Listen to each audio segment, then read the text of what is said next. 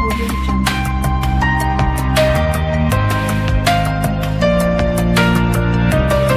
Audio Jungle.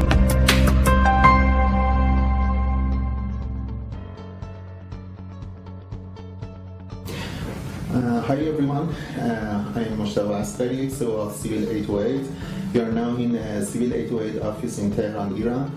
Nice to meet you, Mr. Omar. Hi. Welcome to our country, Iran.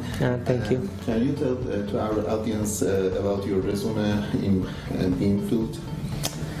Well, in 2000 started, I focused on BIM. I found some softwares, and even before 2010 I had a concept in my mind that we should have something like this, which could like from 3D we could create some things, we could feed some data, and I have been trying to do all these things even before knowing Revit and all these things. So in 2010 I came across with the Revit and its other products. It just clicked my mind. I thought to focus on all these things because I realized that this is gonna be a future of that one. So from that day I started learning all the BIM enabled softwares, plus the BIM management systems, different countries, standards and all these things. From 2010 to 2016 I have been teaching Revit and BIM and also studying them. I have been trained many government organizations, many private organizations, and this circle is still going on. End of 2016 someone referred me on Qatar metro project. I handled like 4 metro stations and 1 stadium project. It was about MEP BIM project. Here I worked as a BIM modeler, as well as we used to do coordination with the site people and BIM coordination and all these things. Actually it was a real BIM project, not only Revit one. It was a real project.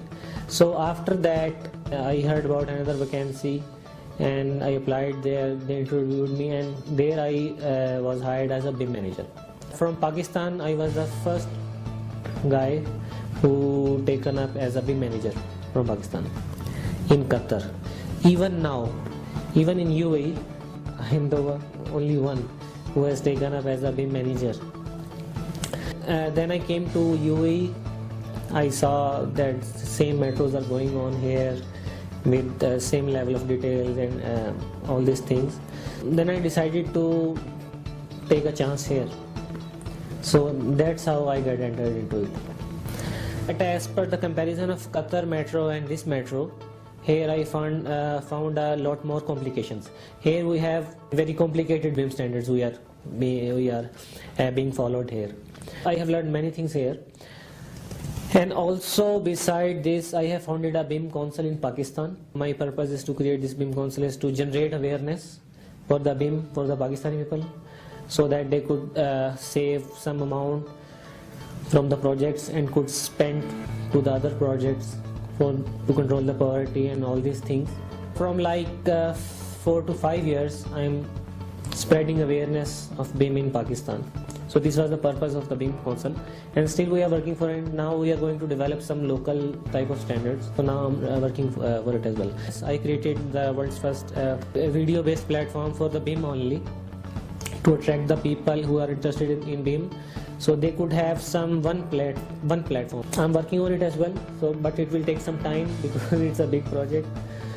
And now also in UAE as well as working on this project, I'm also teaching. Many companies comes to us to get the training, so we help them to put on the BIM projects. We help them to understand all these BIM and all these other softwares. What's the importance of BIM in AEC industry? Well, the importance of BIM is very significant. Well, like in UAE Expo case study, it shows that RTA already saved 17% from the life cycle project and 12% from the maintenance cost. And this is their target for 3 years, and they are already achieving this one. So you can guess an idea. So they thought about it, they implement it, and they got it. What's your about your website, BIM Mania? When did you start your website? I started BIM Mania around 3.5 years ago. What's your purpose? What's your mission in Mission is the same, to generate awareness. Before, mission was to generate awareness only in Pakistan. Now mission is to generate awareness in the world.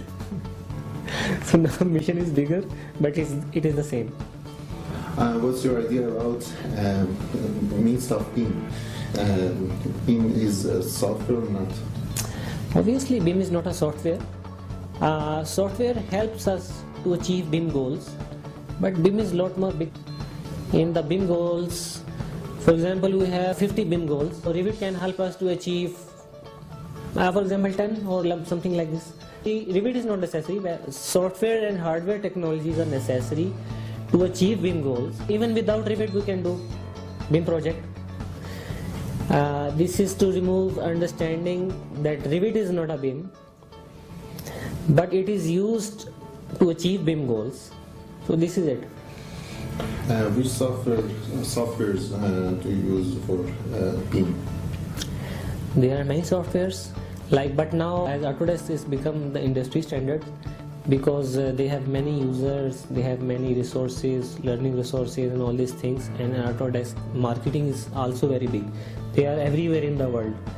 They capture all big projects. So that's why Revit is being used as a primary software. With others like Tekla, you have Archicad Allplan, you have Civil 3D, you have Navis, you have Synchro Pro.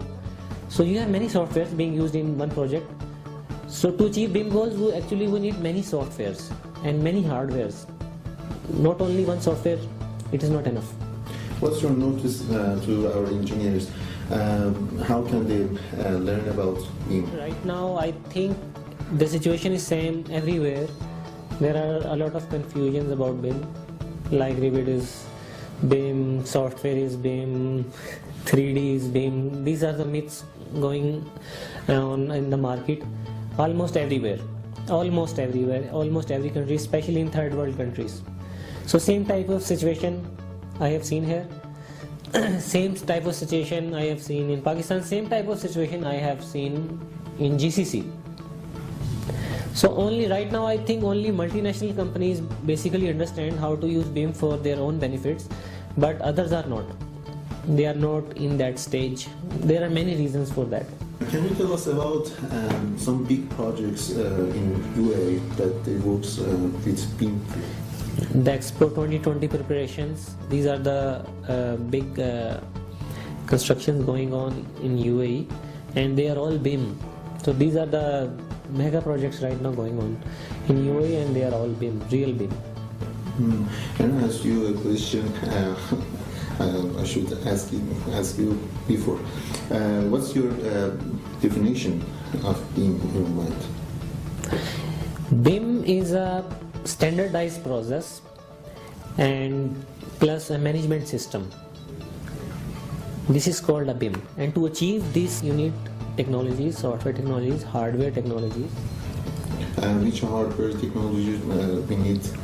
Hardware technologies it's all about specifications of which type of systems you are using, laptops or computers, plus VR technologies, AR technologies, 3D scanning technologies, 3D printing technologies, hologram technologies.